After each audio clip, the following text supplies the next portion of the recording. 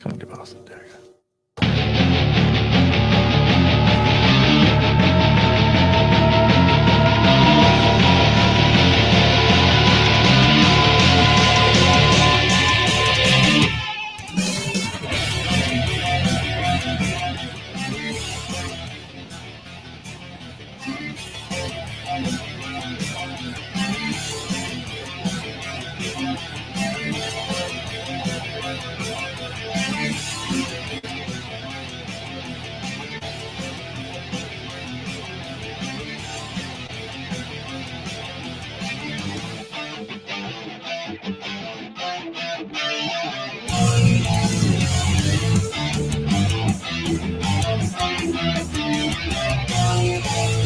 Elliot is very excited.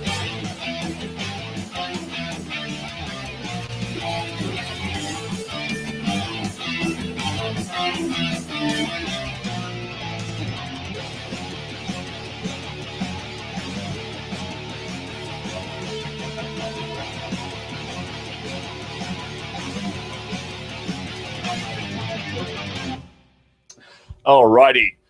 Good afternoon, good evening, good night, good morning, wherever the hell you are around the world. This young lady next to me is the delightful Lola Faye. Hello. I'm so happy to be here. Well, thank you for coming in, Lola. You're my last guest before I disappear to Europe. Oh my goodness, that's exciting though. You're the last person to be in this illustrious studio, which is not really. It doesn't look as illustrious as you might think behind the scenes. This green screen does a lot of work for me. The lovely casting couch. Have you been on that casting couch? No, I have not actually. I feel like I've done like faux casting couch sort of There's a things. few companies that do similar things. This one is in Arizona, as far as I'm aware. It's like the backroom casting couch. Yeah, I've never shot in Arizona. Yeah, because they do a similar one out in Prague, and I've seen that one. For you've been out to Europe, haven't you? You've done all kinds of crazy things in Europe, haven't you? Yeah. That's right. That's right. I think you might be the first girl I've had on here who's been to Europe. Oh. Maybe. No, you're the second. Who was the first? It would have been or was she the third? Yeah, maybe you're third. Maybe you're the third now. Ooh. Now that I'm thinking, because no, you're definitely at least the third actually. So I lied. That's okay. But you're still so special. Exciting. You're still special in your own unique way. So Lola is man, like how long you been shooting for now? Like what, a couple of years? This December will bring up the 4th year. 4th year, there you go. Yeah. Because we worked together. You were one of the first girls I worked for kink.com. That was a fun day. That was a really fun day. And that was I think I'd only shot for them maybe 2 or 3 times before that with James Mogul. We got to shoot for Sex and Submission. Really fun day. And it was a lot of my experience with James Mogul working for him for kink.com that allowed me to learn a whole bunch of skills in terms of like impact play, how to use a flogger properly, how to use a riding crop properly, learning how he would tie girls up and the precautions he would take to do bondage and submission. And it was really, really insightful just being on his set all the time. And then I got Lola here to help me film my new product. You're one of my lovely models alongside Chloe Cherry. We had a fantastic day, filmed all the really good stuff. So that'll be released. My plan is to release this new product, Sexual Dominance Escalation, in December. So keep an eye out for that, and you'll see me doing all kinds of fun stuff to the lovely Lola here. It was fun. It was a fun day, wasn't it? Very different. Yes, it was very different. I was actually filming a sex education video for a couple of friends of mine that are making a platform. And I realized I was like, this is actually so much harder than like we're used to because there's so much you have to remember. And then there's so many things that you have to edit on versus like filming a scene. It just flows. It flows. Yeah, and even then it's a lot harder than most people would think. So like doing like fucking in a way to like demonstrate and be educational and then talking about it at the same time. Yeah, no, that especially was like the task at hand for you. I had to direct and like do the job and then talk about it all at the same time. And read the papers. And yeah, there was a very fun bit where I had like my list of shots that I was trying to get, and I was basically inside of Lola, and then I would hide it behind the pillow and then pull it out. All right, what are we shooting next? All right, this thing, move back, and then move on to the next shot. Oh, good times. It was fun. Yeah, see, I knew someone would say this. Lola face so tiny next to you do look exceptionally tiny right now. Are you really this small? You don't like in real life you don't look that small.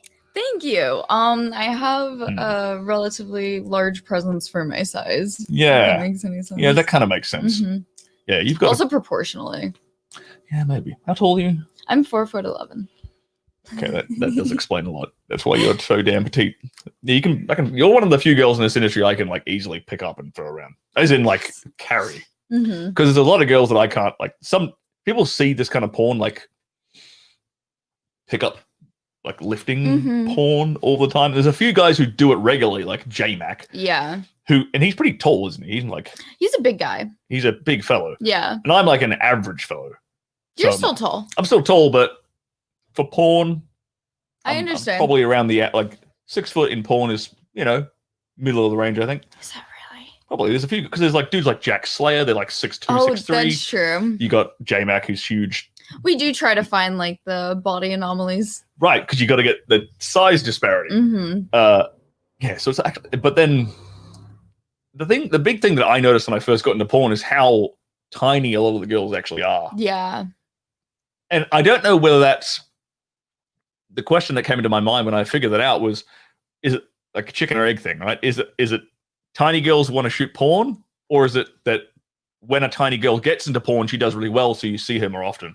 I would say there's less small girls, so you see them more often, but also people like are looking for that sort of body type. And the thing is as a smaller, like petite person, essentially, I came in knowing that I would inevitably be paired up with like J-Mac immediately because I'm from Florida. So I was like, specifically, like before I came into porn, I was like, I don't want to work with that man. But then I worked with him and he's amazing and he's super sweet. But I was just like, that is not the type of porn that I want to make. But then getting into it, of course, that's the type of porn that you end up making. Yep. And so that was just something that I had to kind of grapple with. And I feel like a lot of petite women would as well. Because like you sit there and you're like, petite women will inevitably be paired with the largest penises possible. Like they just want to see that huge size difference. Yeah. And then, you surprise yourself and you're like, I survived. It was fun. And then you realize you might be cut out for this business. So there's a couple of things you talked about there. So why did you not want to shoot when you said you first got in? That wasn't the kind of porn you wanted to shoot. I was just like, well, and I've shot a lot of porn based off of me being really small. Like I've been in suitcases. I've been in a bucket. I think I remember you telling me this when we first shot that you were put in a bucket. I was put in a bucket.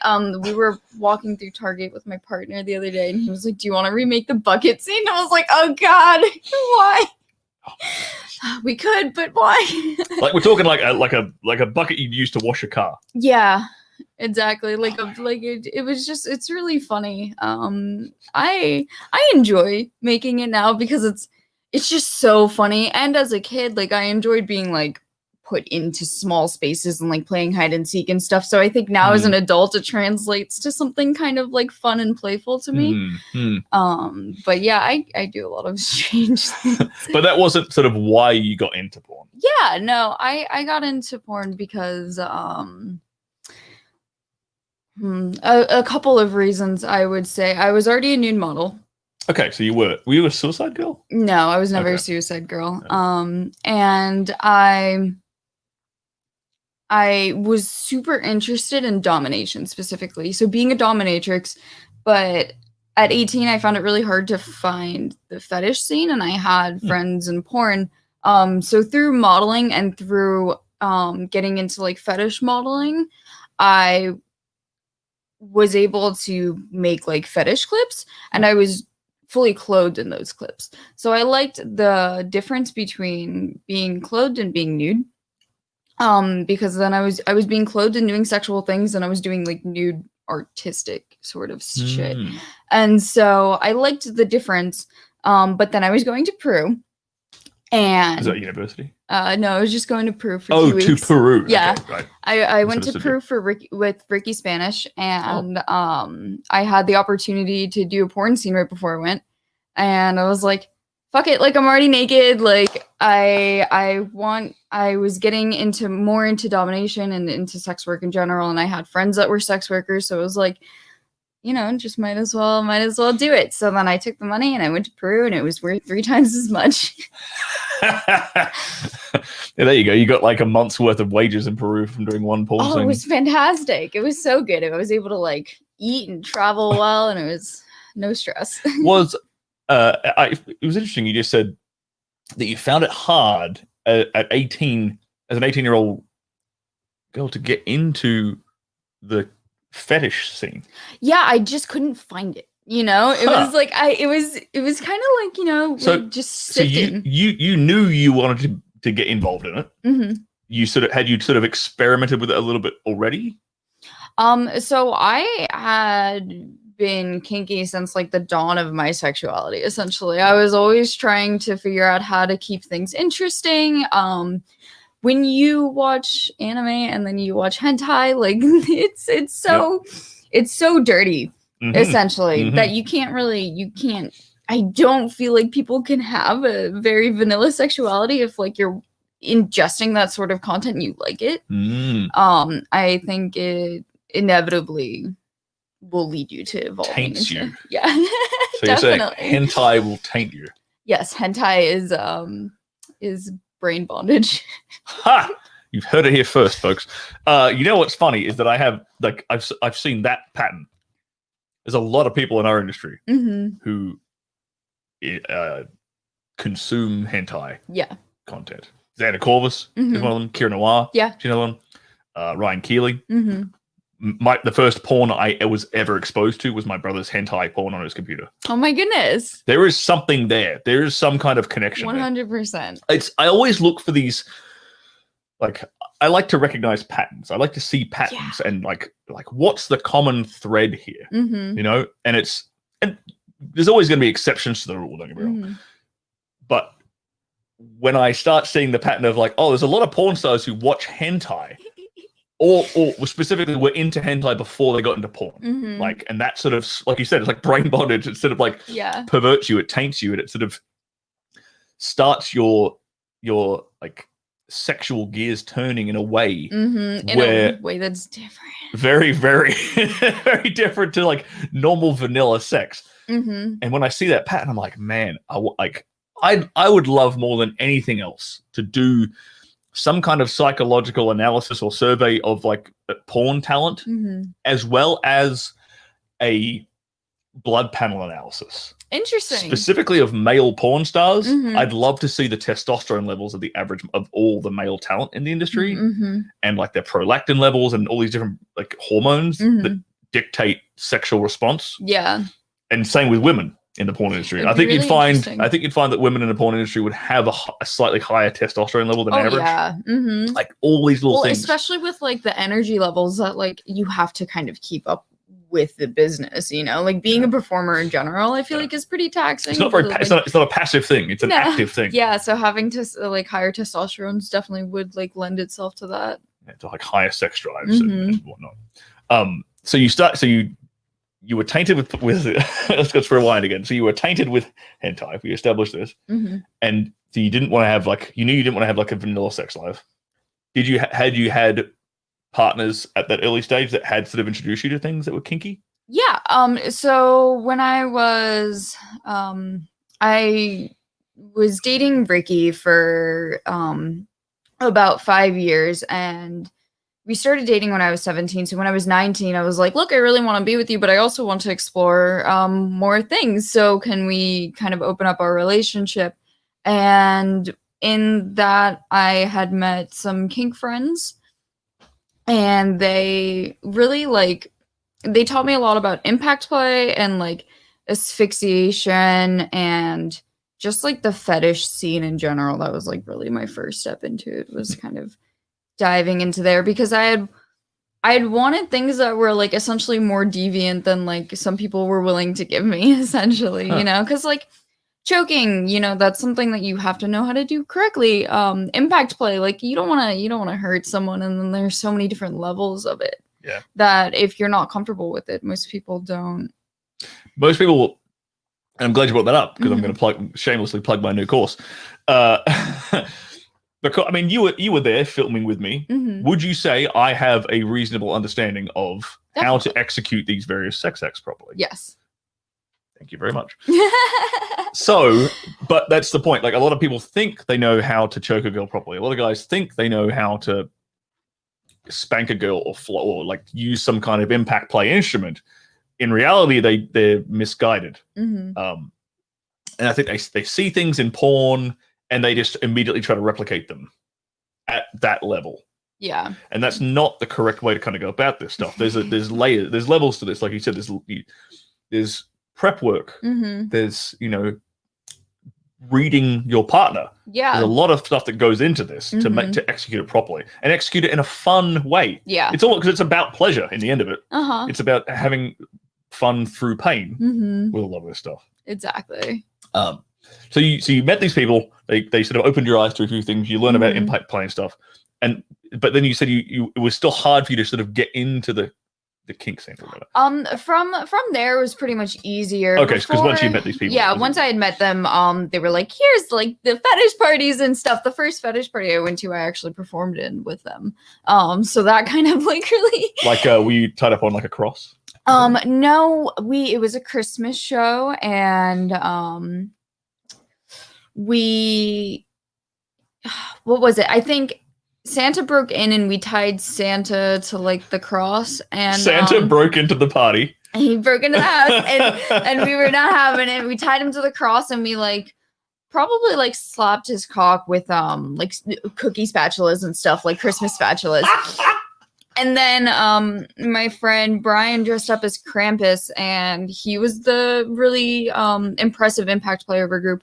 So he kind of like freed Santa or whatever, and then they had us bend over on the cross and like did an impact play scene on the two of us. On you and Santa? No, on me and this other girl. Oh, okay. And Santa and Krampus did the impact play scene. So it was a lot of fun.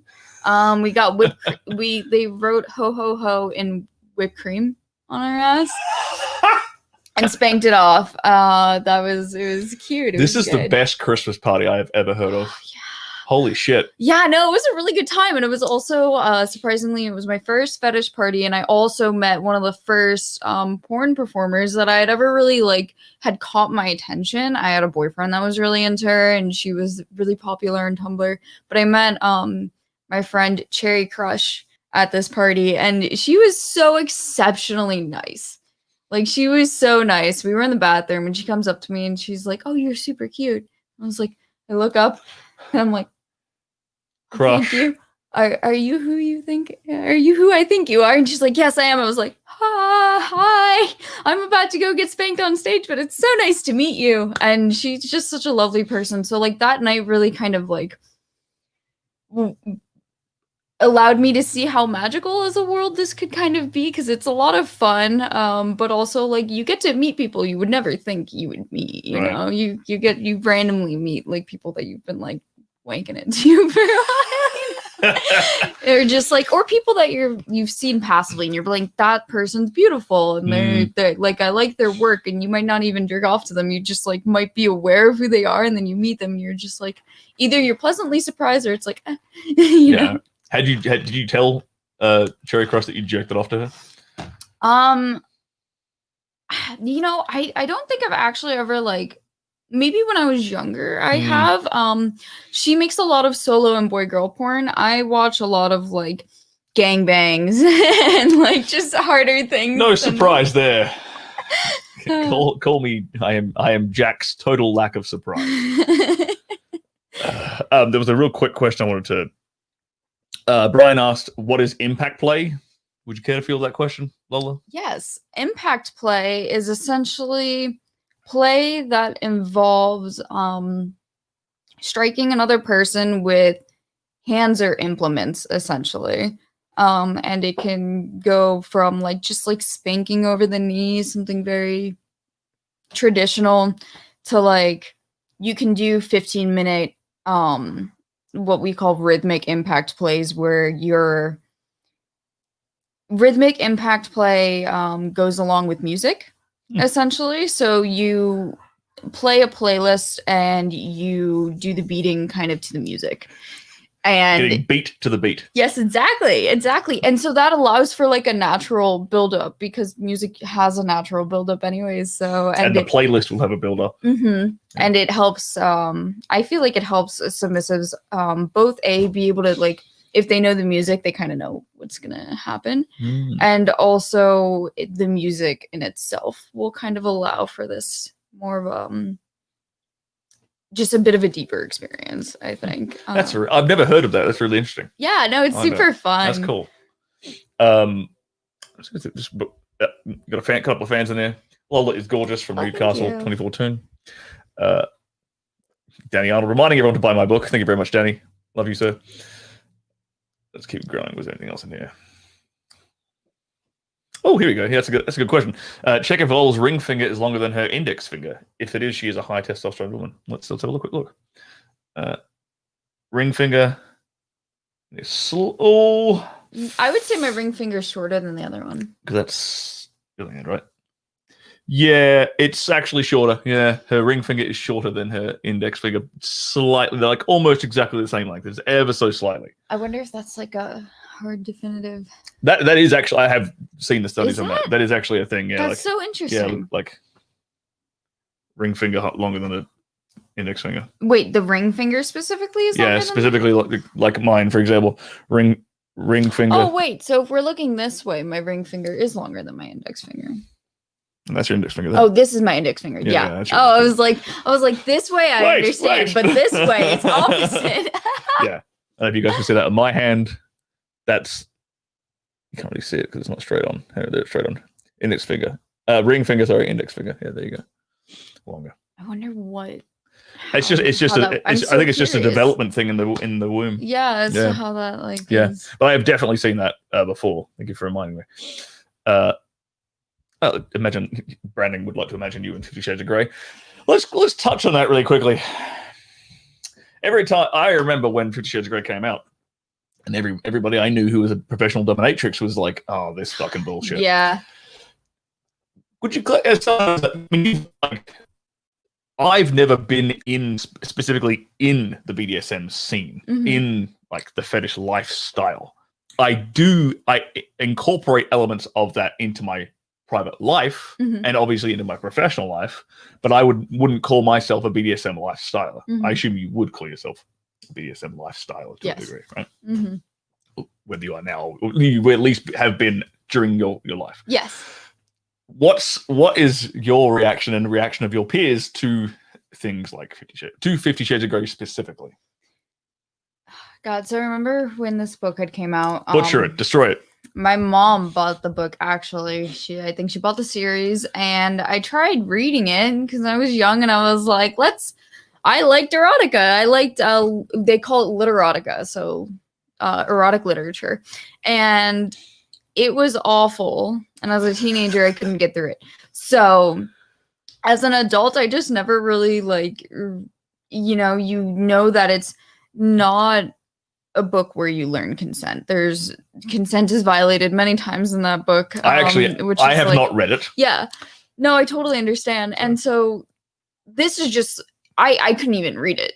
It was just like, it was not digestible to me as a teen as far as just like good, like it just felt so basic, like when it comes to like reading it. Like I read better fan fiction on the internet from some people that like aren't this verified author, you know? Well, she wrote it on the subway.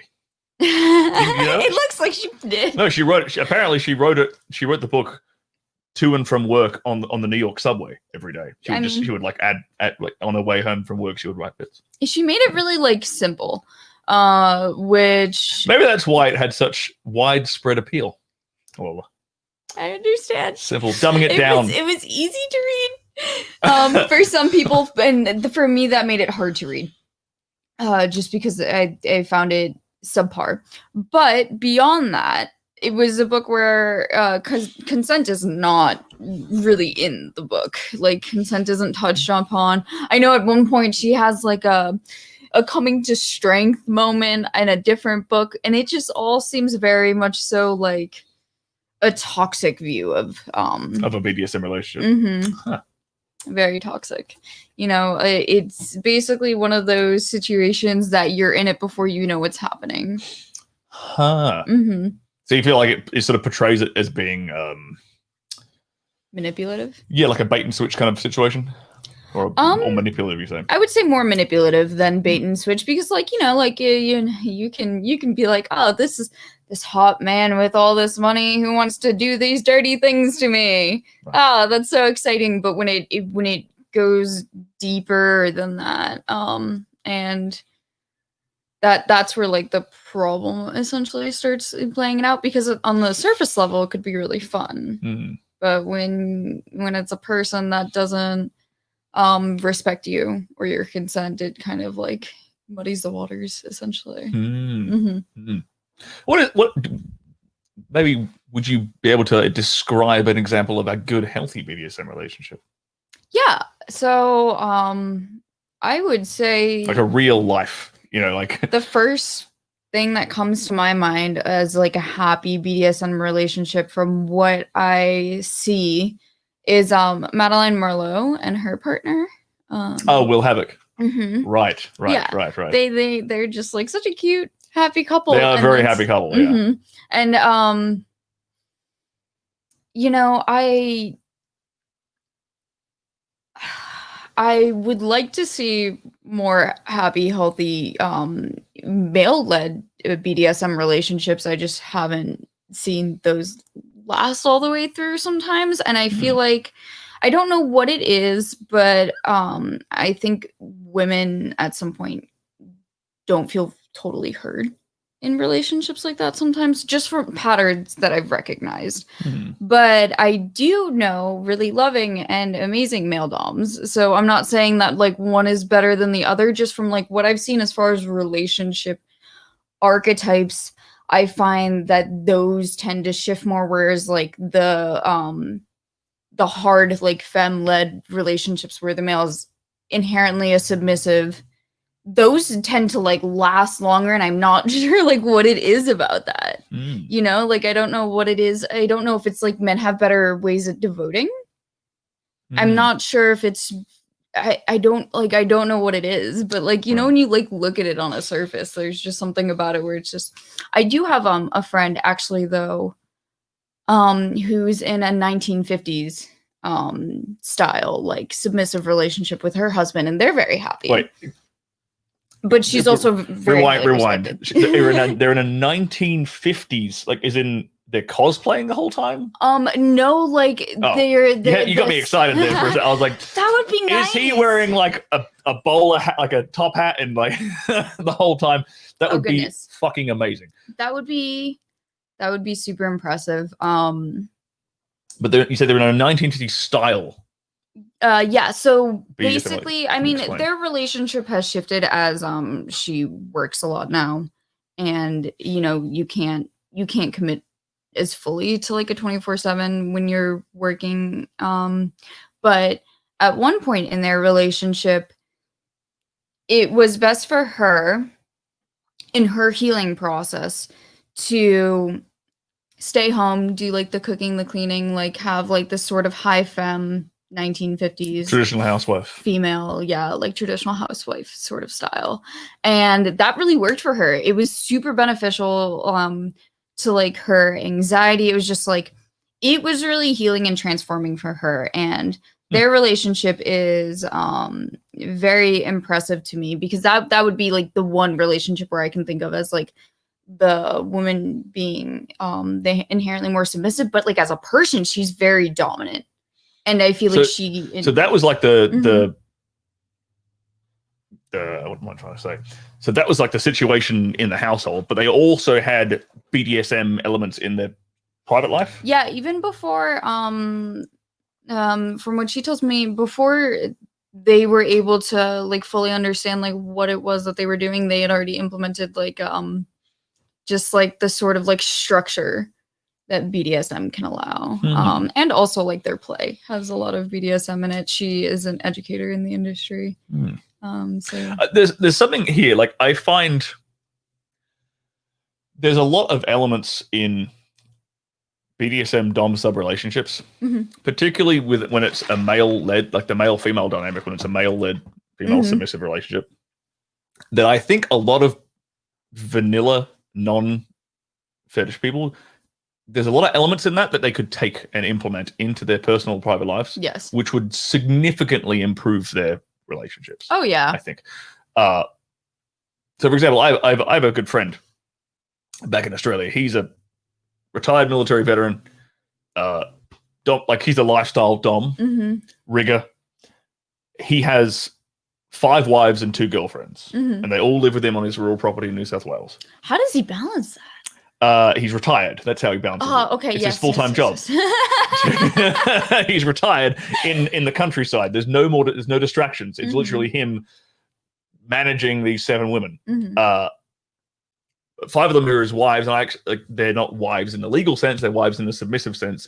Like they're collared, and they've gone through various contract levels to get to that stage, and they are so fucking happy. That's amazing. All of these women are they adore him. See, he sounds like a great male dom as far as like, from everything I can tell, he's got a really, really great situation. If you have 7 happy wives, you're doing something right. I think 5 of them are wives. They've been with him for a while, and 2 are girlfriends. I think maybe you might have 1 girlfriend now. The last photo I saw, maybe one of them might have rotated out. That's fine. They sort of come and go. Rotated out. But there's like what is in these relationships that what is in this structure of a dom sub relationship that can be applied to non-fetish relationships? And I want to hear your input on this. I think it's the structure. I think it's the let's stick to an example of like a male-led relationship, right? I think it's the structure where the guy is telling her, like, he's alleviating the responsibility of thinking about stuff from her, because he's telling her, here's what you have to do to please me. Here's the guidelines and the boundaries. Yeah. And if you step out of line, then there's going to be spankings or whatever kind of punishment we determine, like be they good spankings or bad spankings. Yeah. Right. But overall, it's like the structure and him like setting clear and defined boundaries for her and enforcing those boundaries. I think that's something that's actually really, really applicable to every relationship. Yeah, definitely. And that can go vice versa, either way, because like in male-led or femme-led relationships, essentially there's one person being like, this is how we are going to structure things in order to make life elevated for both you and I, right? Because it wants to simplify something for the submissive. The submissive doesn't have to have anxiety necessarily about like what they need to do. They just have to do something well, and that's the thing, is like they just have to do something well. But I find what that tends to be what lacks really in BDSM structures that fail is just not having that sort of actual rigid structure. Because if it's a lot more like laissez-faire, there's, I feel like, a lot more room for error in a way. And then people are fucking up, and people are getting punished for fucking up, and they didn't realize they were fucking up. Yeah, definitely. I've had that happen where it's just like, the rules weren't clear and defined, and I didn't know I was doing something bad. Right. Because I say, like, when I see relationships that work and that have been working for a while, it's everyone that the people know their roles. Yes. And they're not competing with one another. Yes. For their roles, right? This is what who did I have this conversation with? I had not a similar conversation, but I had a conversation with Aria Carson when she was on the show about like what's wrong right now with like male-female relationship dynamics. Because I think a lot of people would agree that men and women are kind of at this impasse right now in 2020, right? There's a lot of there's like this weird like gender conflict going on. guys aren't happy in the dating market. Women seem pretty frustrated as well. Mm-hmm. And the fundamental question is like, well, why? And then how to fix it, right? On that topic, I had a really interesting epiphany one night coming home from a fetish party, and my brain was just all on this like really interesting high where I was like, it really dawned on me. It was like, men just want to feel appreciated and respected, of course, and women want to feel heard and respected. They want to feel like they're like actually really understood. And I feel like that's something where like men and women just like clash intensely. Is like men value loyalty. Yeah. Oh, loyalty, and this is too. Like because men tie loyalty and respect are inherently the same thing for us. Like amongst, okay, let's just, as an example, step back away from like the male female dynamic, right? Yeah. Let's just talk about men relating to other men. Yeah. Right? And like honor. The concept of honor amongst men is a very, very important concept. That concept has kind of died off a lot in the 21st century. But it used to be one of the core virtues of masculinity back in the day was having honor and having, if you insulted a man's honor, you would have to fucking battle him in a duel. Yeah. Like he would shoot you. And that happened in America. America's had ex-presidents who shot people in duel. I can't remember which one it was. Maybe it was Woodrow Wilson. Somebody in the chat, look this up. There was an ex-president of the United States who won like a bunch of duels because somebody had insulted his honor. So that gives you an understanding of like how valuable like the concept of honor is. But honor then ties into amongst men. It ties into respecting one another. And if you respect someone, you're going to be loyal to them. You're not going to like in a business deal. You're not going to screw them over in a business deal. You're going to be upfront and honest, and represent both of your best interests with integrity. Yeah. Okay. So then that's why men really value that concept. So when it comes to having a relationship with a woman, the idea of loyalty tends to it not only applies to, well, is this woman going to like try to embarrass me in public in front of my peers? Is this woman going to try and like compete with me, like and compete with me for roles in the household, right? Say for example, the role might be like, am I like, who is in charge of like security in the household? If it's the man, it's the man. Is the woman? Is she then going to try and like, oh, I think we should install this security system, or I think we should get this gun, or I think we should do this sort of stuff. Well, no, that's not your role. My role is I'm the guy who takes care of shit I'm the guy when shit hits the fan. I'm the one responsible for fucking protecting us. Yeah.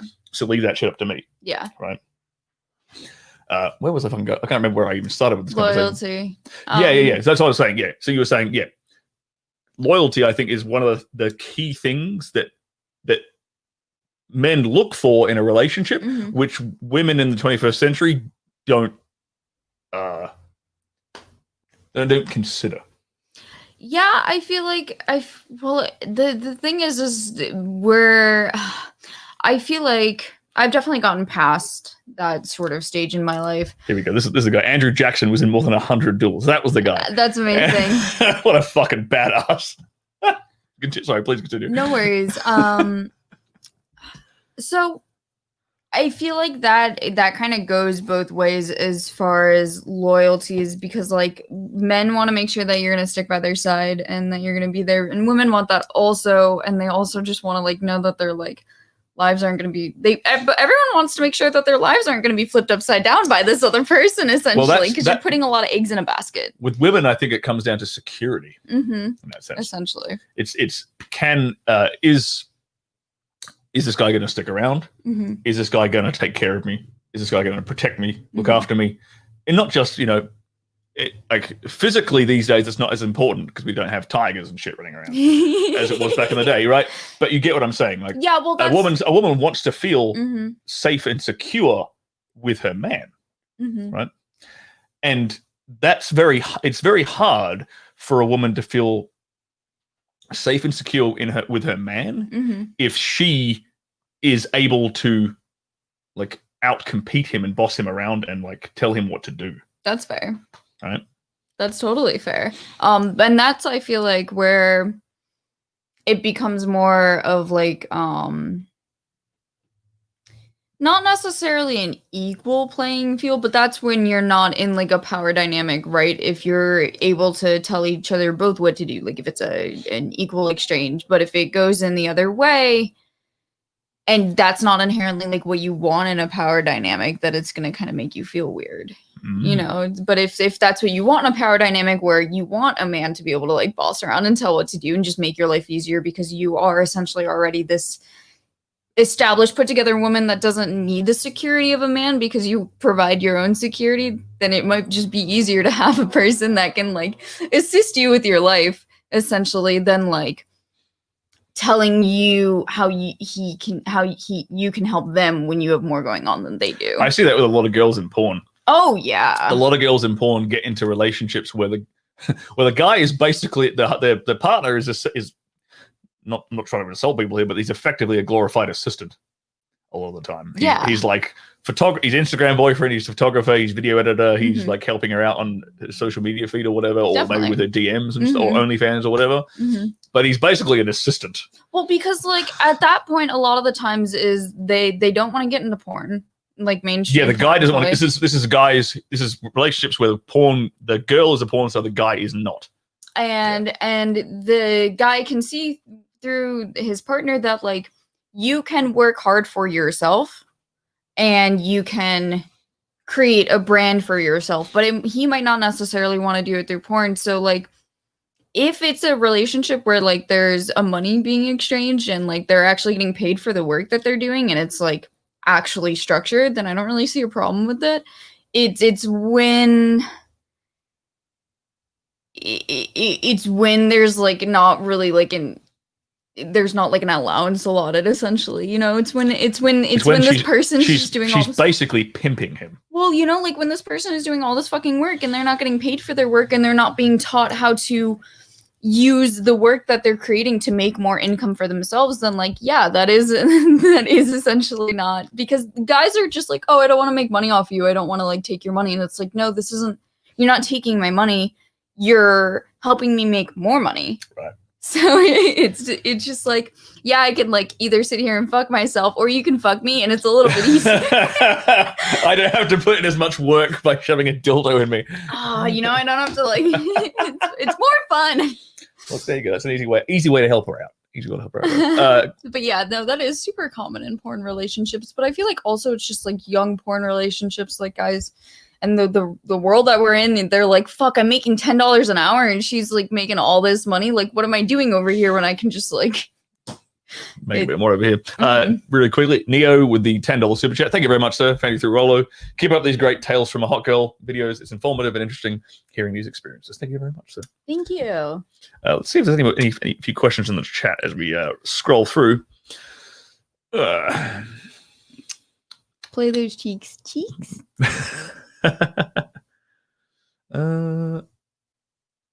Lola should drop her own BDSM course. Maybe someday. I think I have to hit that age of like 25 where it's like, all right, I've been in this world for like years now, and no one can tell me I'm too young anymore. It's funny, like when you're like, when I was 25, I thought like I had a good grasp on the world, and there's a word for it when you have no knowledge of of a topic, you know you have no knowledge of a topic. Then as you develop a certain amount of knowledge, you think you know everything, and then but then as you learn even more, you're like, you realize nothing. You know fuck all. Yeah. And then it takes even longer to get to the area of actual expertise when you realize that yes, you are an expert in your field. So it's this sort of up and down kind of graph. Totally, definitely. There's a word for it. I'm sure someone in the chat's going to drop it in there. I find in like the fetish world, it's even more hyperbole in that sort of manner because, first of all, a lot of people come in thinking they know. People just think that they know because they've watched stuff. The same thing in porn is like they think that they know what they're doing because they've watched these scenes. And then the more that you learn, you realize you don't know anything. Yeah. And so coming in with an open mind is definitely better than coming in thinking you know shit. Because if I find that happens with men a lot too, is they come in and they think they know shit. They find out they don't know, or like their partner might know more than them, and then they get really intimidated. Well, it's the problem there is like if you're going to be the dominant in a relationship, you have to lead your partner through the sexual experience, and it's hard for somebody to lead the submissive through a sexual experience if the submissive actually has more experience than them. Yeah. So you're in a kind of catch-22. You're in a fucked up situation, unfortunately. Totally. So it's a bind that, well, yes, she might know more than me, but if I defer authority to her, then it completely ruins the dynamic. So you're fucked. I get that. Well, well, then I feel like at that point, if you're the person and if you are the person that is inherently dominant, but you don't really know as much as your educated submissive does, then like that person should take it upon themselves to go learn. Yeah. Versus like getting kind of really butthurt and just like spoiling the experience. Well, yeah, exactly. I mean, like there is an element there of like humbling oneself to learn a craft. Oh yeah. Which is probably, if you should probably find a submissive who is more like, who is at your level or below your level in terms of experience, I think. Totally. I agree. It's going to make the relationship dynamic work better. You can get a little love in the chat. Damn, this girl is hot. But that's the fun thing about poly is like, all right, you might have people that like you like that don't exactly fit that box, but you can still have them in your life. And try to have someone that necessarily like fits that box. Like maybe that submissive who is more experienced can train your submissive. Oh, teach her how to be a better. These are so fun. I like these interesting like concept of dynamics. Teach her if you know a girl who is more experienced than you, but who's a submissive, and you don't necessarily feel like you can play that way because there's going to be perhaps some conflict there. Find a girl who's less experienced, and then get that girl to teach her how to be a better submissive. Yeah, that's how I would do it. I like this. This is fun. Yeah. As a guy who's never been in the BDSM scene, thinking it's this fucking easy. I'm not thinking it's it wouldn't be that. I'm just saying, like this. I'm giving like guys a practical solution to the conundrum. Look, there's an abundance of pussy. I know we have this lack mindset around pussy, but there's a lot of pussy out there. And I'm glad you said that. There was a ton of pussy. There's a lot of women. Like there really is like this lack mindset around like the availability of people that want to have sexual relationships. Like there really is, and that's why men and women like approach each other so differently, is because like women are constantly being catcalled, and like we know that there's all of these options out there that we don't necessarily want, and then men are just like, I got complimented today, like what is this? Like it's just such a disparity. Well, there's a couple of things there. So I agree, yes, there's an abundance of that's a weird way of saying it. There's a prevalence of a lack of abundance mindset. Yes. Particularly with men. Particularly. I mean, and a lot of people would say that one of the main reasons we have that in society right now is a little thing called Instagram. Oh, yeah. So a buddy of mine, Rolo Tomasi, who I had in the show yesterday, actually, he says porn is to men what social media is to women. So look, let's break that down really quickly. So, like, a man's prerogative is to get like the ideal for a man is like unlimited sexual access. Yeah. Right. Biologically, like that's what men are driven towards. Like, if you could snap your fingers and give a man unlimited sexual access at any moment, at any time, he would take it because that's his ideal. And that is basically what pornography gives guys. It gives them like kind of a simulation of that, right? That's why guys get very habitual with porn usage. But Instagram in particular is the same thing for women because it's unlimited attention, unlimited validation. Because you're a perfect example. The thumbnail I used for this very video was from your Instagram. You put up a cute selfie and you will get constant attention from thirsty men all over the internet. And same thing applies for like a Facebook photo, a Twitter photo, anything that you get likes from, essentially. Exactly. But that's like attention for women is the equivalent of sex for men. These two things, these are two, because men don't really like. And this was a concept that was only introduced to me like in the last year. This concept was thrust into my head, but it is so true because women don't value sex as much the same way that men value sex, and men don't value attention the same way women value attention. And you can tell that by their actions. You can tell it by what people do and what they value. Yeah, definitely, right? Definitely. Because a woman will like. Right now, I'm sure you have thousands of thirsty men in your inbox who would sleep with you at the drop of a hat, right? But you don't value sex like that. So it's like, well, who gives a shit, right? Especially like after being in porn, like I've always had a really interesting view towards sexuality. Like I had sex when I was younger to connect with people. It felt good, but it was more of like the connection that I valued. So I really... that is one thing that allowed me to be more of a hypersexual person, is like I like eliciting reactions from people. Like I just want to see that you're like, whatever I'm doing to you is making you feel some sort of way that's like enjoyable. And so that's why I like BDSM too, is like you get to experience like multiple different ways of like kind of like playing with people. You get to be this sweet cocksucking slut, or you can just like be sounding a man, and like they love that. And it's just so fascinating to me, like how different like people can be. But like I see sex more as a tool, you know, to like essentially to either like sex is either it's fun sometimes, or there's this, it's a means to an end a lot of the times, which I find a lot of sex workers kind of feel that way in general. It's just like, well, if you're making money from sex, then obviously that's the case, yeah. But even not making money for like sex, it really does get more into that when you're making money off of sex. But when it comes to being in relationships too, it's like, if I'm like in a really hypersexual mood, like there's that element of pleasure and enjoyment, but there's really like that connection that I like, versus like for men, they're just like, it feels great. Like I feel like that is a difference. I feel like for sure. Like sex can be very validational. Yeah, you feel seen. You know, if a person's able to look you in the eyes too, that's another thing that like makes really a big difference between porn sex and regular sex, is like when you're looking people in the eyes in porn, sometimes it's almost like the other person's looking past you, you know, like they're not looking at you, they're looking past you, because they're trying to look good for a camera.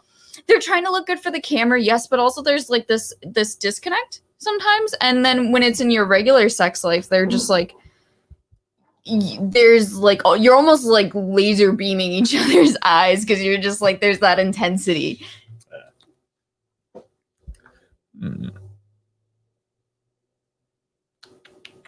If you guys, this chick is so horny right now.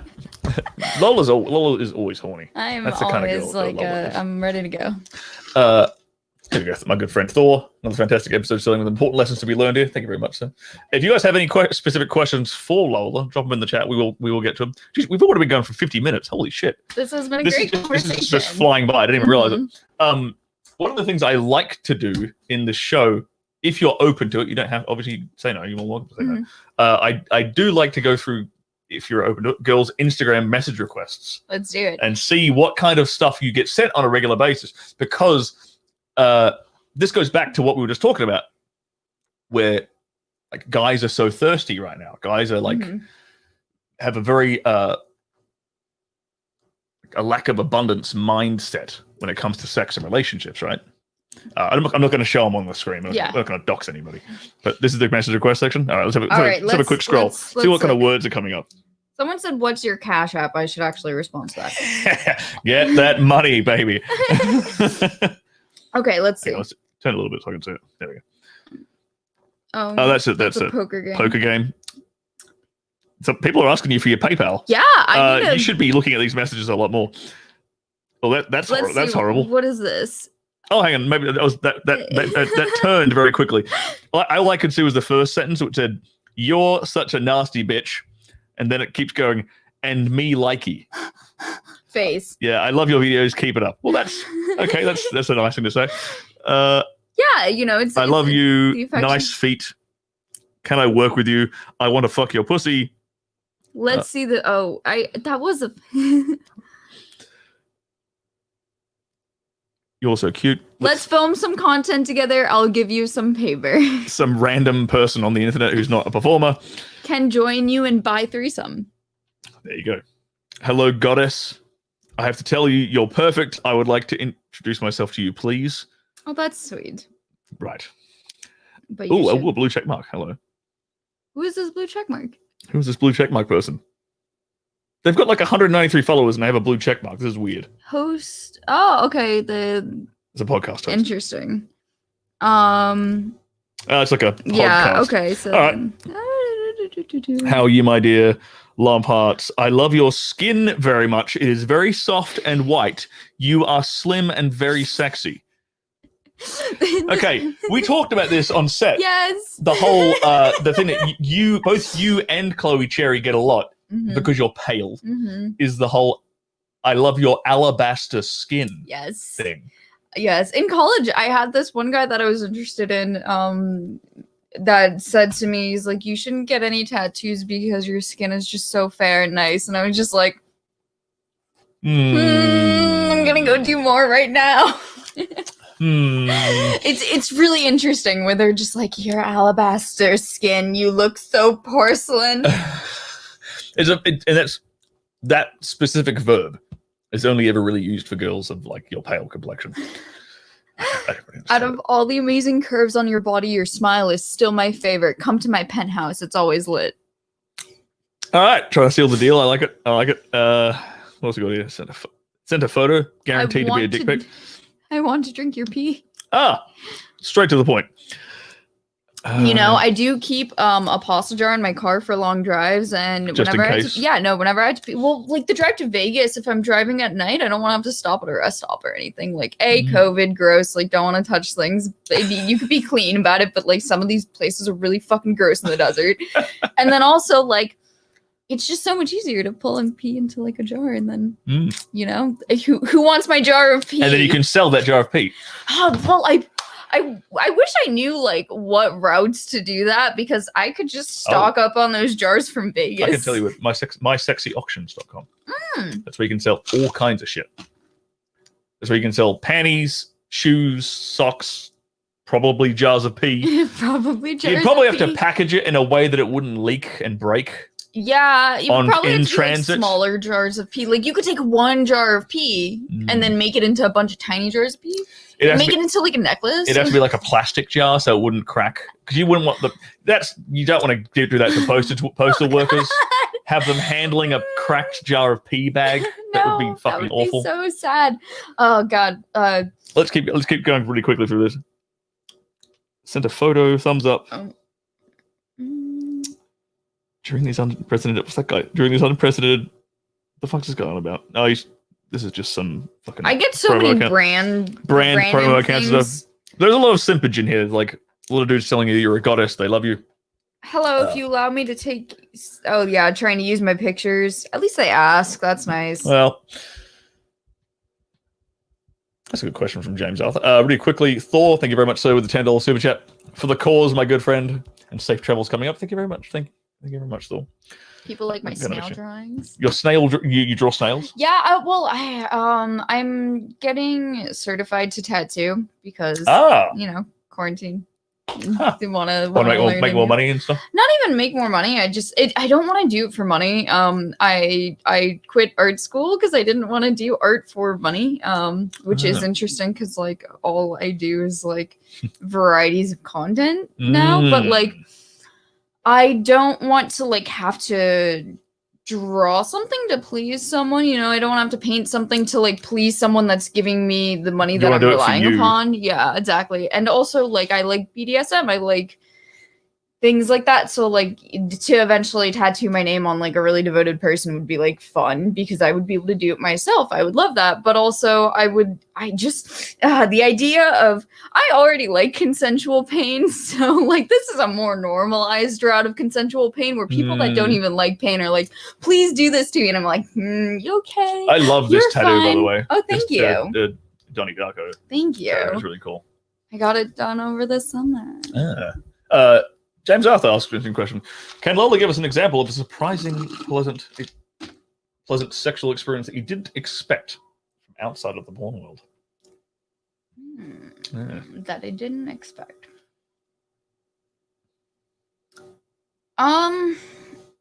I would say, I mean, like, the first time I had sex with my partner, I was pleasantly surprised. The second time, the first time he was a little nervous. It was still good, but it was just, the second time was just, like, really pretty outstanding.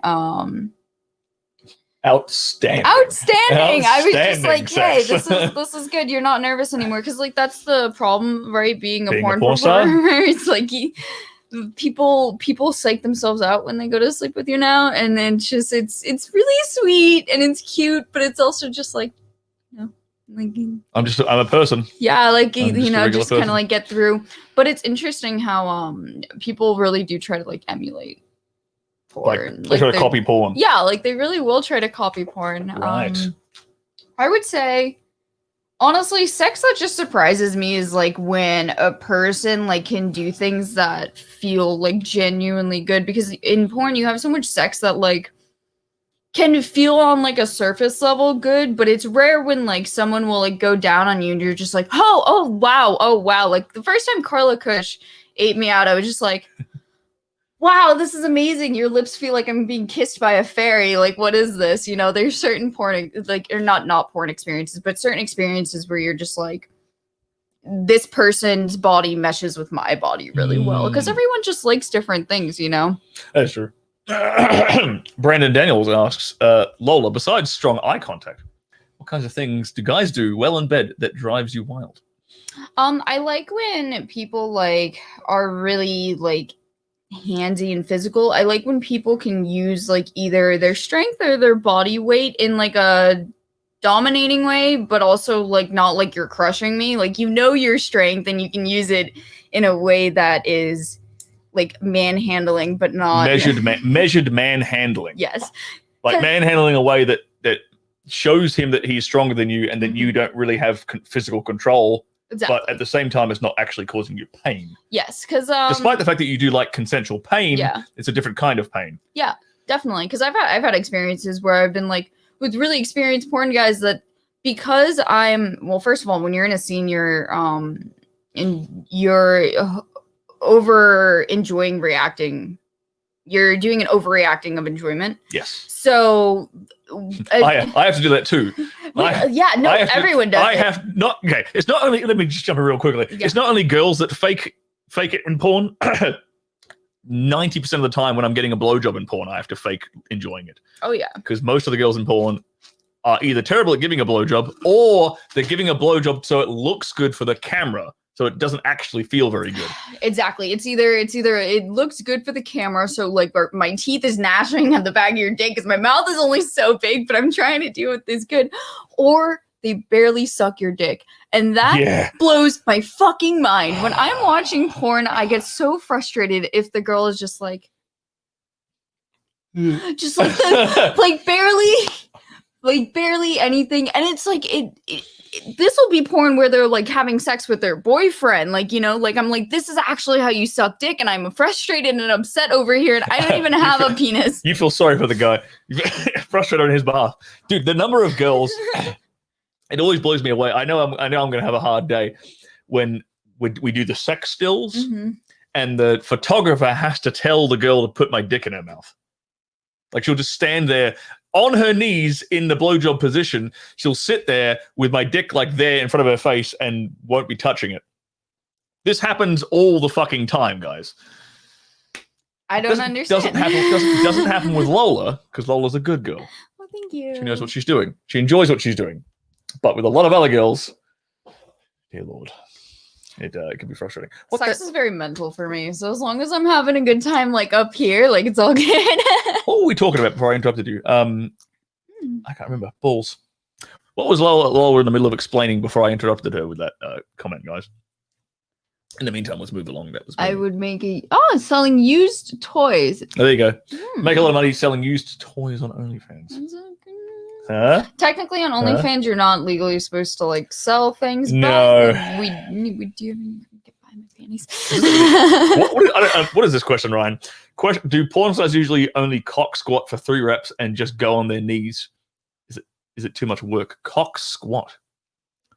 Oh, I know what you mean. Like when doing like cowgirl and stuff. That's what I was thinking. It really just depends on how your legs are doing that day. Sometimes you can do a lot more, and then sometimes you're just like, holy shit. Depends how fit the girl is. That is true too. Entirely dependent upon that. If you don't have like any sort of stamina in general, this job is a lot harder. Yeah, definitely. This is an interesting question. Is it ever hard for you to not accidentally say your real name? No, it's not hard for me to say my real name. To not say it. To not say my real name. It's, Lola is another facet of the personality at this point. It's just like I really relate to Lola as a person. She's kind of just like the more sexual half of me, essentially, because that's not all I am, but it's still a really big part of me. Like Lola is me, and I really find the name to be relatable for me. I have friends that like only like to be called their performer names, which to me is a little strange, but I understand like they might not like their actual name or something like that. For me, it's easy here in America because no one out here really knows my real name.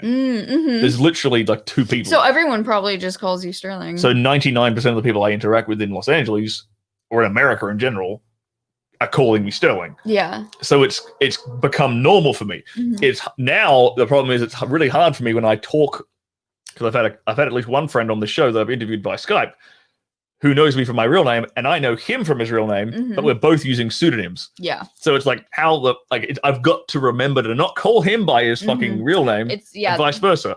And then the other time I find it hard is when I'm reciting a story from before I got into porn. I get that. And you'll tend to say, oh, they said, hey, Sterling, blah, blah, blah. But you'll blurt out your real name by accident. Totally. That'll totally. happen. That'll be harder for sure. I actually did an adult time scene where I used my actual nickname recently because it was a non-binary scene. So I was just like, instead of trying to come up with like a name that worked for both genders, like I was like, just call me Jax, which is what I prefer to be called in my actual life, and I don't have a problem like sharing that because my name is already doxed out there anyway. So like when I fuck up, I'm just like, whatever. If someone really wanted to find it, like it's out there and I can't do anything about it. That's the thing. Like if I'm sure it'd be stupidly easy for someone to find my real name. I mean, that's just kind of the thing about getting into adult is like, eventually someone's gonna find your name, and it only becomes a problem if they try to send mail to the address. Right. I think it's because back in the day when it was DVDs and like movie theaters, there was the possibility that you could get away with living a double life. But since the internet, that shit's impossible. It is you cannot escape pornography. That's why I think there's a lot of girls who especially because this year with the pandemic, COVID lockdowns, everyone lost their jobs. A lot of girls jumped into OnlyFans. I think we're going to see in 10, 15 years time, maybe even sooner, we're going to see a lot of young women who regret having done OnlyFans. Unfortunately, like we are not the same as people who jumped into OnlyFans out of like some sense of need. Yeah. Like if you got into porn because you needed to get into porn, you still had the understanding that like it's going to be out there. Like it is every once in a while you'll get some people that really think that they can get away with it. I've met some girl like that. Yeah, but most of the time in porn we have a decent understanding of knowing that like you're going to be doxxed. People are going to find out, someone's going to tell your mom that they're concerned about you and they're going to send them your legal porno video, like some fucked up shit. Like people will do it because like they're feigning concern a lot of the times. But when it comes to this new OnlyFans wave of girls coming in, it's just like,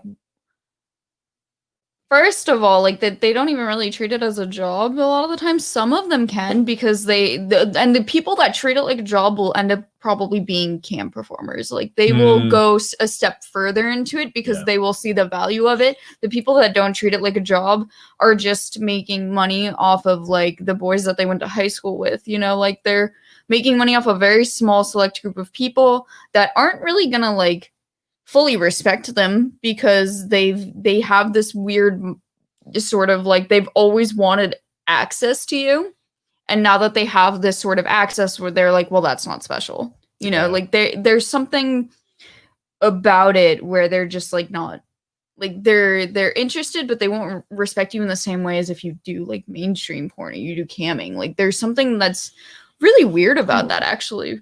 I think there's a lot of that. A lot of girls like cashing in on the dudes from their high school. And I'm not talking about porn performance. I'm talking about these girls who've gotten into OnlyFans this year, like just cashing in on their Instagram followings, which is mostly dudes from their if they're young enough, it's dudes from their high school. Before that, it was Snapchat.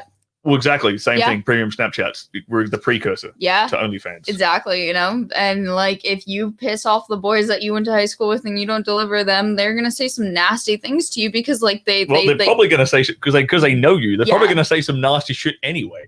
And they're probably going to be they're probably going to subscribe to the girls' OnlyFans, rip the pictures off of it, screenshot of whatever, and then send them around to all the other guys at their high school and then have a laugh about it. And it's just that's the reality. That's so unfortunate, but it's true. It really is, and it's in. And to think, but the thing is, a lot of girls think that that's not a reality. A lot of girls think, oh, that won't happen. Yes, it will, honey. Unfortunately, that is every single person. What's going to happen? That knows you, if you are on their radar of sexual attraction, like if you are attractive to them, they will find your porn. It's inevitable. The restaurant that I worked at, like as I was kind of transitioning out of vanilla life and into porn, every single person that I worked with watched my shit. Like a female manager, really, like had sex with her boyfriend after watching one of my porns. Like it was just like really interesting to be like, oh, okay, at least like people like it. Helping people get off. Hey, it was like at least, but like every single person that I worked with that like had openly talked about watching my porn. Like they didn't just watch it in secrecy, you know. It was like this whole discussion, you know. Yeah, I've got a lot of friends from back home who've definitely watched my porn because they messaged me on Facebook and they'd be like, you passed it, I was on Pornhub, and then your face popped up. I was jerking off and I didn't realize it was you. Yeah, and the camera panned up and oh god, I've had that moment because we get shot from the waist down. Exactly. So it's hilarious to me. I'm like, ha ha ha! I just cock sniped you. My best friend is in, like, he's in all of the fucking ads, all of the ads. So like, the pre-rolls on like Pornhub. Yeah, he's in all of them. So like, people will always just be like texting us, just be like, I was trying to jerk off and Ricky was right there, and like, just God, I'm like, oh dear. Oh my God. Let's talk. We'll probably wrap up really shortly, but I wanted to ask about your experience in Europe. European porn, because you've shot for legal porno. Did you end up doing double? Or just single? I have never done any sort of double anal. Yeah, double anal, or I've never done double vagin porn. So like that's the type of porn that I watch because I haven't done it. And like it has to be with performers that I know that really enjoy it, because that's like such an extreme act. Most people wouldn't really enjoy that. But like performers like Lydia Black and Charlotte Sarr, they both like extreme anal, so I can watch their porn because they're having a good time. Because you know they're enjoying. Dude, I'm glad you said that, because there's a lot of girls I see on that, like, because I follow legal porno or whatever. They tried to book me when I was there. I never ended up working for them. I see a lot of girls, especially Eastern European girls, on their website, and I'm like, that girl, like, she is purely there for a paycheck. She does not enjoy what she's doing. Oh yeah, no, and like their paychecks are tiny, super. Dude, I know small. girls who are doing anal in Europe for 300 euros. That's insane. Which is like $450 US. Yeah, that's not much. That is more. less than what male talent make here. Yeah, no, it's for like a blowjob. Absolutely insane. It's fucking nothing. It's insane. I really enjoyed my experience with them. I was supposed to go. I've been out to Europe twice. I've worked for legal porno both times. when it comes to me doing legal porno scenes, I like them, but I can only do a few of them when I go out there. Because like it's taxing on your body, but it's mentally taxing too, because you're just like, it's going into it where you're like, this is the scenario that's going to happen. And it might not even be the amount of guys. It's specifically the way that they fuck you in legal porno. Cause it's meant to be that sort of like destruction sort of like fucking. 1,000,000 miles an hour. But it's also like I've worked with Gonzo Studio, and Gonzo are known for their ginormous penises. Like they're just so big, it's absolutely like mind bending. So that in itself like makes it more of a difficult mental thing, because when it comes to just like single penetration or like boy girls, where it's not like a double penetrative sort of thing, but when you're getting like double penetrated by massive dicks, you're just like, am I gonna like you have to know mentally in the back of your head that you're okay and you're gonna survive and like everything is fine and fun, because it is fun, but it's also just like your body kind of goes into like this, it's a very primal sort of mode, you know, like it switches, your brain switches, so it's a lot of endorphins coming up, and afterwards you're gonna like crash, you know. Like I remember one time after a scene, I went and ate food with one of my friends, and she's like, I'd never seen you so like out of it. And it's just like, well, I just, you know, like it took 3 ginormous dicks, like I'm tired now. It's a very overwhelming experience for you, right? Yes, exactly. And like that's what people like to see, is because I still mentally very much enjoy it. I can put on a smile and I can have fun while doing it, and that's what people want to see. And that's why legal porno likes to book me, because even though like, you know, like they'll fly me out there and they'll be like, can you do like 5, 6, 7 scenes? And I'm like, you know, like let's see if we can get like 2 or 3 done, like, you know, and pace it out. I'm also, when I'm there, I don't want to just work with them, you know, I want to work with other companies too. Yeah. So the first time I went there, I went to Prague and Brussels, and I kind of worked around, which was fun. Have you worked with the Fake Hub network at all? I have. I did Fake Agent, or Yep. Fake Agent.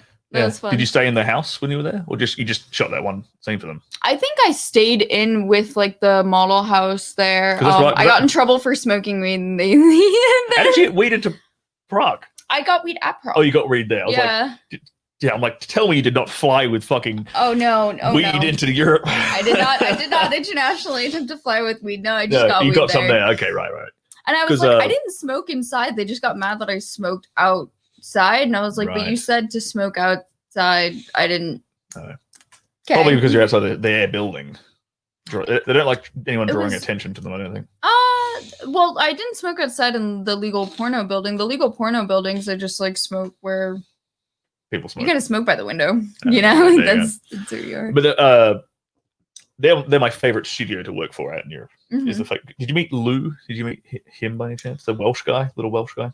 Oh God, I only really remember meeting like the person that I worked with for Public Agent. Yeah, and then like Hungarian guy. I think so. Big dude, kind of angry half the time. No. The guy that I was with was probably a different guy to what I know. But I was there. Oh my goodness. But yeah, because they do Public Agent, Fake Taxi, female fake taxi. Public Agent that I worked with. Yeah, they take you out. Yeah.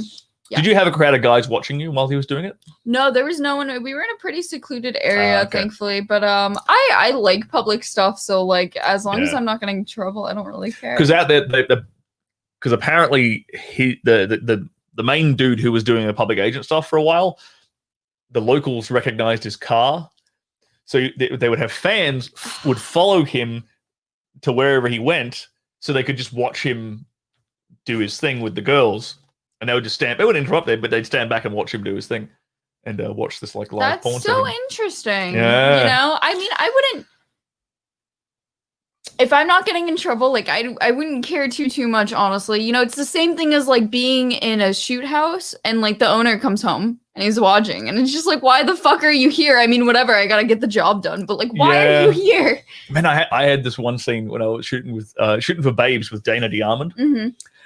And the homeowner was this old lady who was a bit cranky. And we were in the middle of like, I think we're in the middle of shooting the video.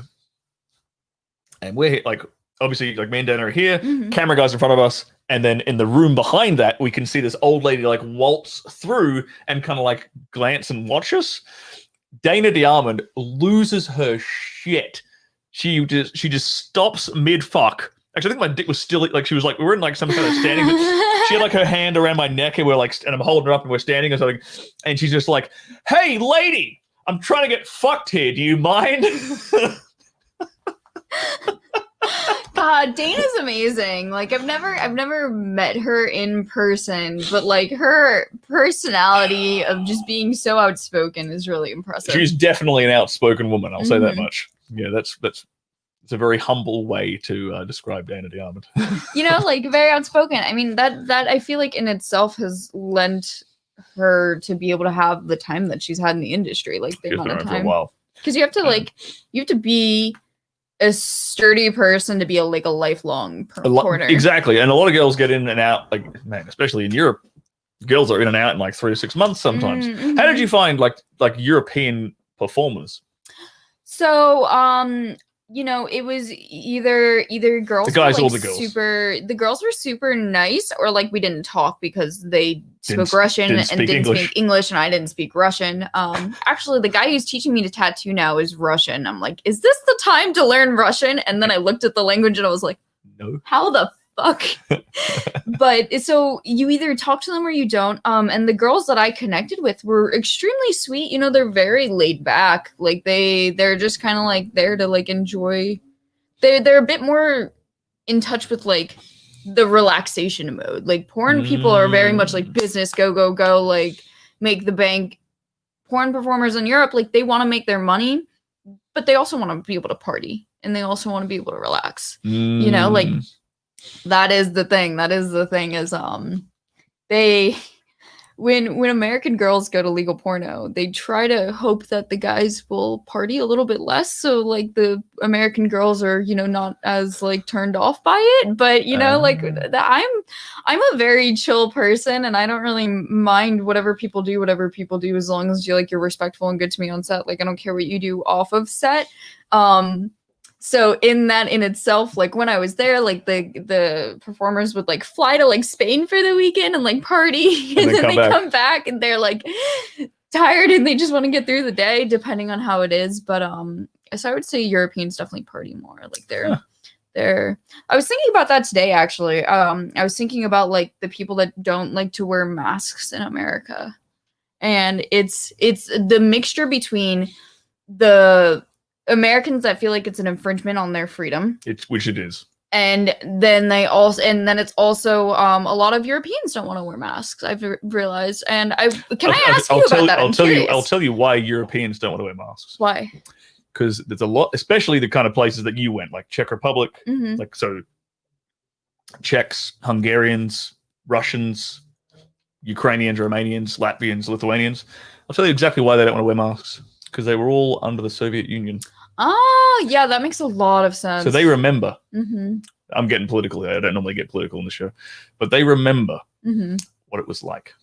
Or their parents remember what it was like. They've been told the stories of what it was like. And this kind of shit is where it starts. Ah. So there's a lot of... red flags. A lot of red flags. Yes, good. Well put. There's a lot of they see a lot of red flags. And I know my history.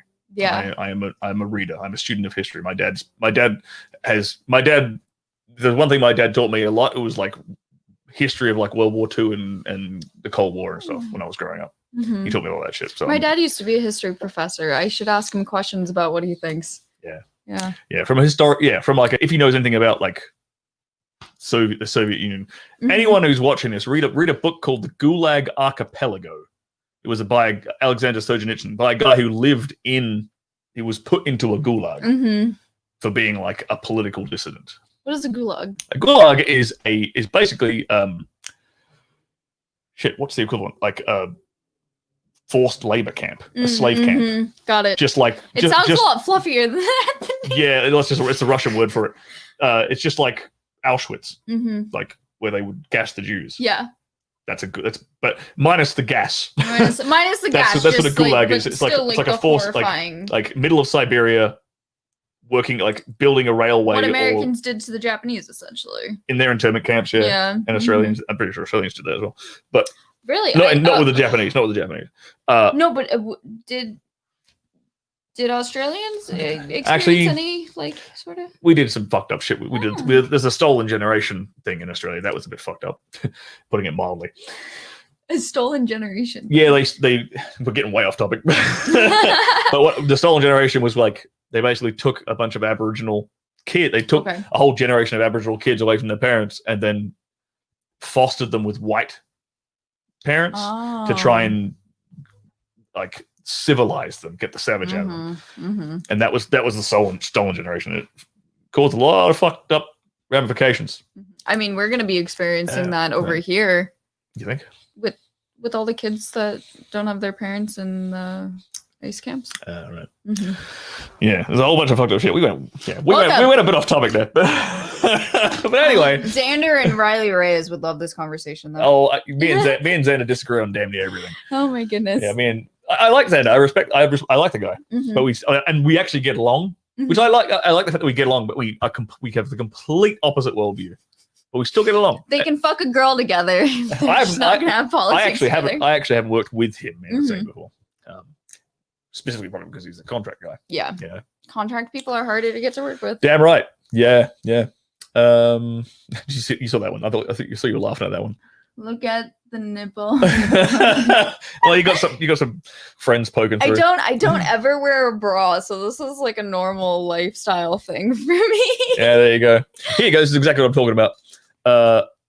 Romanian here, fuck masks, saw the fear in people's eyes, grew up and on masks, packages, writes, no medical use, masks are just a Pavlovian tool to train you into being an obedient dog. There you go. This is a Romanian. This is a Romanian speaking. Romania was part of the Soviet Union. Yeah, Romania was part of the Soviet Union. Anyway, very off topic.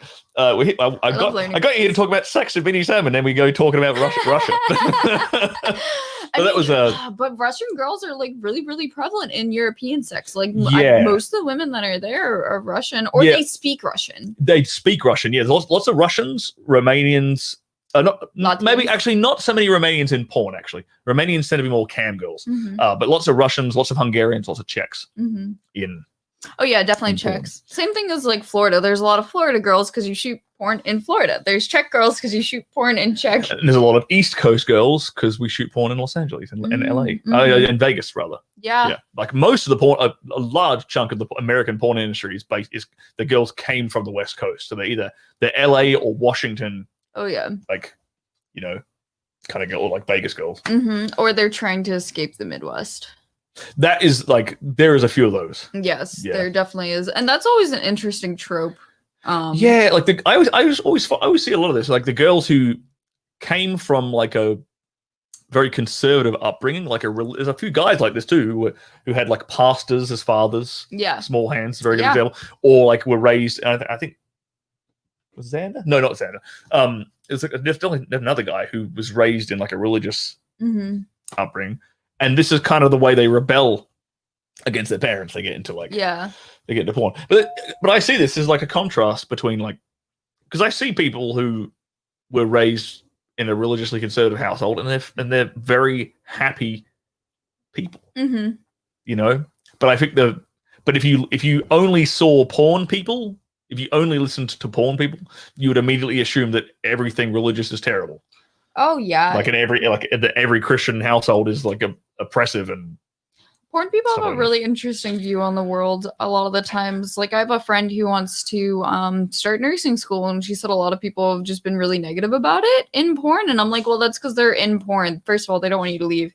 Second of all, like there is this inherent like nothing, like a lot of people in porn are just like, how is that gonna be any better than this? Because you're getting paid a lot, likely you're getting paid less or not as much as some people are making now. But the money in porn is not, it becomes consistent, but it can still, when it comes to being on set, you can never always guarantee that, like COVID taught us that, just like oh boy, yeah, a lot of girls double down their OnlyFans and things from that. But I think a lot of girls will think, they kind of assume that when they get in, they assume porn is kind of quick, easy money. Yeah, well, and for some girls, you know, they do make 20K that first month, but then you don't know how to manage your money. And also, it's very expensive to be in this industry. In LA, especially. Oh, in LA for sure. But like, if you're traveling, if you're not in LA, it's even more fucking expensive because you have to pay to be here. You have to pay to be there. You have to pay for your Ubers and stuff. If you have a car where you're living, you're paying for 2 lives. And you're paying for like the biggest expense that comes out of girls' pockets is like makeup and lingerie. Oh my God. Yeah. The outfits are really expensive. If you're staying at a model house and you're Ubering everywhere, how are you getting your food? You're Postmating. Constantly. So the money like can run out of your hands really quickly. And it wasn't always like that, I feel like, but I feel like money has always kind of ran in and out of performers' hands pretty quickly because it's expensive with the makeup and the clothes and just like the high standard that you really have to keep yourself to. That's not including like laser hair removal. That's not including your nails done, your hair done, like fucking Botox injections, whatever people are doing to maintain this standard. So over time, you just slowly, you get to the next standard and you get to the next standard. And there's a slow progression of the amount of money you're putting in will increase your output if you're doing it correctly, but it still becomes more expensive over time. Yeah. So there's like the increasing expenses. There's also the fact that most of these girls are getting into the industry at a young age with zero financial literacy. Let's be honest. They don't know how to save their money. They don't and especially if they've there's taxes. A lot of girls don't have a fucking clue how to pay taxes. They've gone from working like in Starbucks, making what, fucking $10 an hour? I don't know what Starbucks pays. On a good day. On a good day, okay, $10 an hour to then making like $1,000 a day on a fucking porn set. And if they've got the mentality of like, if they didn't have a good financial mentality then, they're not going to have it instantly when they're making more money. Oh no. So they're going to spend it in bad places. Like they're not going to save their money. They're not going to invest it. They're not going to think about it as a business, right? And that's the third thing is a lot of girls, they'll make 20 grand in their first month, but that their career they might not have planned out their career, or they might not be thinking long term enough so that they can be shooting for the next 3, 4, 5 years, whatever they want, or 20 years in some cases. Totally. For some girls, not every girl, but some girls can go that long. And so a lot of girls don't think, and the specific thing is they don't plan out their careers. Like I'm only going to do girl for the first 6 months of my career. Yeah. Now I'm only going to do the next 6 months. I'm only going to do boy girl. Okay. Now or BJs. Yeah. Now I'm going to do like guy girl threesomes. Now I might do boy girl girl threesomes with no butt stuff yet. Then I might do butt stuff. Then I might start doing some kink stuff. Then I might, and they'll pace the different milestones out so that they don't get shot out. Yes. Because that's the killer of a girl's career, is getting shot out. Yeah, I have some friends that have been dealing with that just because like I feel like some of certain agencies don't. Oh yeah. They don't. Certain agents don't take that into consideration. They don't take it into consideration, or girls want to like get really big really fast. Like there's that instant gratification. There's just like, why am I not getting nominated? Why am I not getting this? Like they feel like they need to be super cutthroat, and it's like. So I'm gonna do anal in my first month of porn. Exactly. Like straight away. How long did it take you to do that stuff? I did anal pretty quickly, particularly because that was really the only way that being such a heavily chest tattooed performer, I would get shot. That is the thing with tattoos in porn is like you have to do anal if you have tattoos, but you don't have to. I mean, there are certain performers like Honey Gold doesn't really do anal, but she doesn't get booked that much. Not as much anymore, but that's also I feel like on her own behalf probably. She probably just wants to like have this sort of space. But if you're a tattooed person, they expect you to do anal for sure. Yeah, it comes with the stereotype. It does, and it's just because, like, you're the deviant person, so they want you to do. They deviant want to things. do deviant things, and so like they're like, well, how? So some companies won't shoot you unless you do anal because they need. They tell you, they try to rationalize it to you being like, this is the only way we can sell you. And it's like, that's not fucking true. This is the only way that you think you can sell me. But then as you work longer in the industry and you prove yourself as a performer, like as tattooed performers, you really have to like, you have to develop yourself as a performer, or you're not going to fucking make it. Like, that's just the fact of the matter is, like, if you don't develop yourself as a performer and you perform at the same level as every other, like, plain Jane out there, essentially, like, and because, like, it's just, like, it's really interesting. Like, you have to have a higher energy level. You can't be a starfish in bed. And there are girls in porn that spend their whole careers just being very starfish. Very complacent, you know, but that's fine because it works for their image almost. Like, you know, it just kind of goes hand in hand. But for me, that's boring porn to consume at that point. So, like, I'm lucky in the fact that the performers that I looked up to, like Bonnie Rotten, for example, like I loved her porn because A, she does anal stuff, but also her squirting is really intense, and she looks like she's having a damn good time. You know, like she looks like she's having a better time than the guy she's fucking, and that is what makes it really enjoyable for people to watch, because it's just like, wow, this person is just going all off, and she's having a good time over there. So I was able to learn what people liked from tattoo performers by looking at other tattooed performers. You know, like. Copying someone, maybe like learning from someone who's successful. Exactly. Emulating and it. there's only so many. Like Joanna Angel. Yeah. Perfect example. Joanna is a perfect example, but she is also like, she is carved. Her own space. Really carved her own space, you know, like she came in at a time where like there were places where needed to have first for like tattooed girls and stuff. And so she really did carve it out. And also it's interesting to look at her from the beginning of her career, because she didn't have very many tattoos. She progressively got a lot more tattoos as she got older. And it's really nice to see that, because it's nice to see people owning their bodies versus porn owning their bodies, you know, like a lot of girls without tattoos in porn, all he'll be like, I wish I could get a tattoo, but I can't because I don't have any. Right. And I'm just like, well, thank God I already did some shit, because now I can do whatever I want, and no one can really like.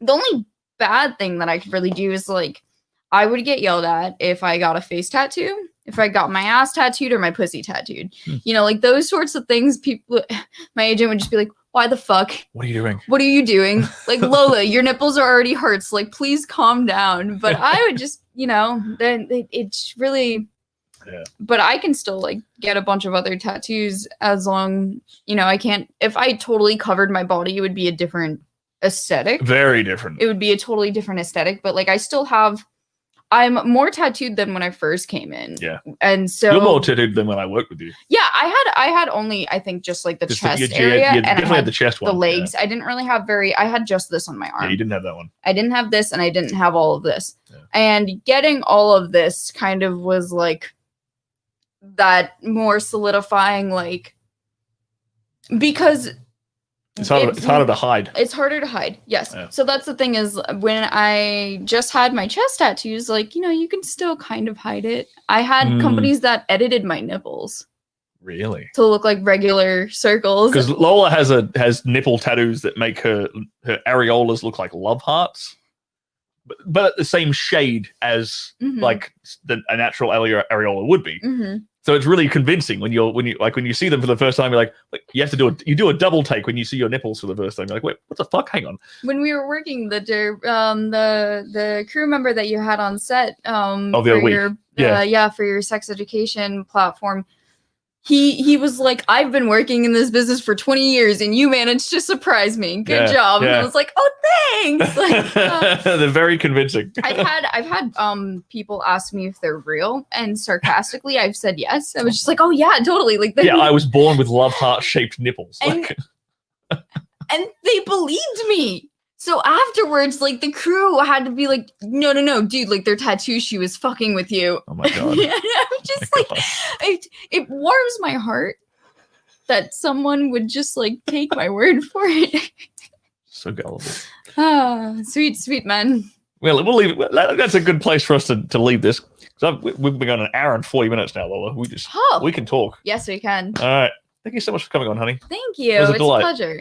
Yeah, and it's good to have a good last little interview in this place. Last hurrah. Yeah. Have fun on your travels. I'll probably do a couple of there's a couple of girls that I know that I could do these interviews with, like, via kind of, you know, dial in via Skype, Yeah. not in person, because I know we've already got good chemistry, and I know they're reliable. That they'll rock up like on time.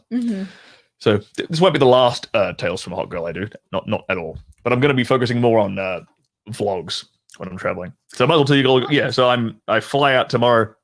So there's not going to be a show for the next couple of days, and we're going to change. And I'm going to be changing up my my live stream schedule.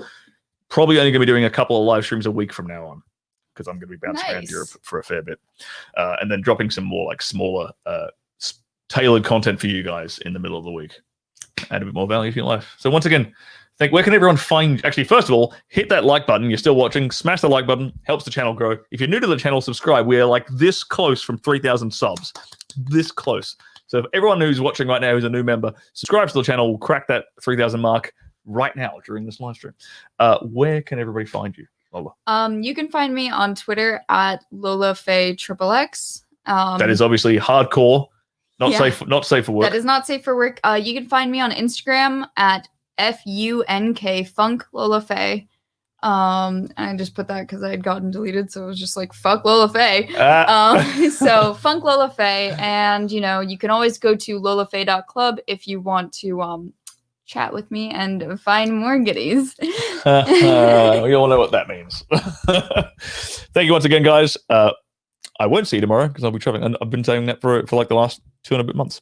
I will probably see you guys on Friday after I've gotten out of the airport and settled into a hotel and whatnot. It's probably gonna be extra. I'm bringing a lot of this setup right here with me while I'm traveling, so I can keep doing this stuff. So Friday, look out for my next live stream.